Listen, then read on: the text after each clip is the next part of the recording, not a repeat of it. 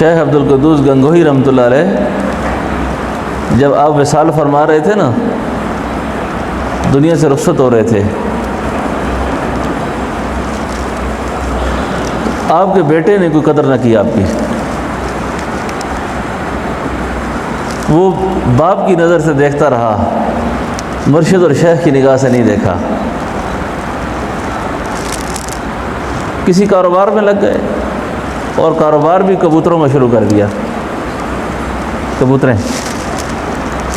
اور جب شیخ قدوس دنیا سے رخصت ہو رہے تھے نا، تو علاقے کے جو حجام کا بیٹا تھا حضرت کا جانشین ہو گیا،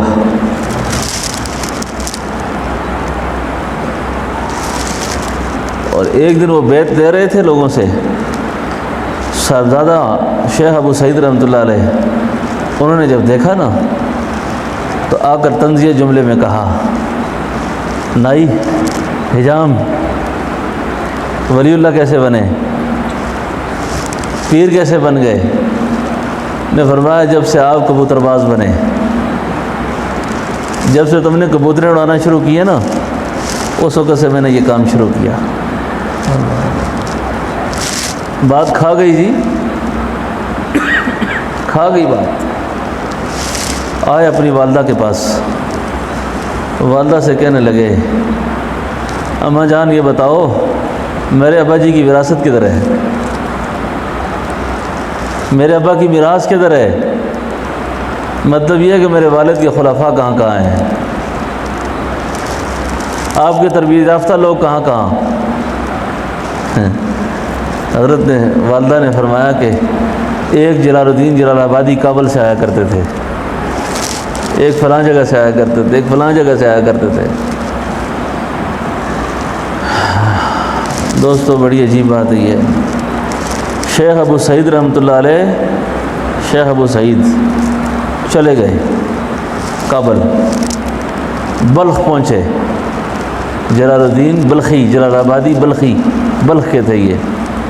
وہاں جب پہنچے رہا تو شیخ نے بہت اکرام کیا، کھانا کھلایا، خدمت، 3 دن مہمان خانے میں ٹھہرایا۔ 3 دن کے بعد پوچھا حضرت کیسے تشریف لائے؟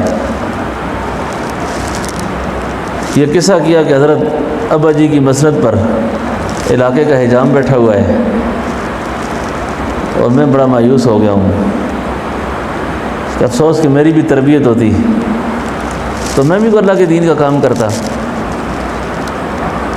آئے ہائے، میں اچھا تربیت کرانا چاہتا ہوں۔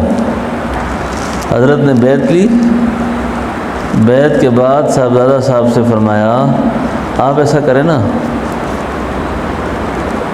جہاں پہ ہم فقیروں کے لیے پانی گرم کرتے ہیں نا، وہاں جا کر آپ بیٹھ کر لکڑیاں جھونکیں پانی کے نیچے، پانی گرم کیا کریں، اور مٹی کے ڈیلے پٹوانیاں بنا بنا کے وہاں رکھا کریں تاکہ مہمانوں کے کام آئیں۔ کہاں صاحبزادگی کا خمار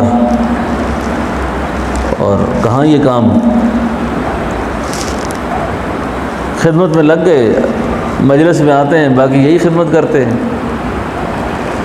ہفتے کے بعد ایک بھنگن آتی ہے، خادمہ آتی ہے جو وہاں سے گندگی اٹھا کے پھینکنے جاتی ہے۔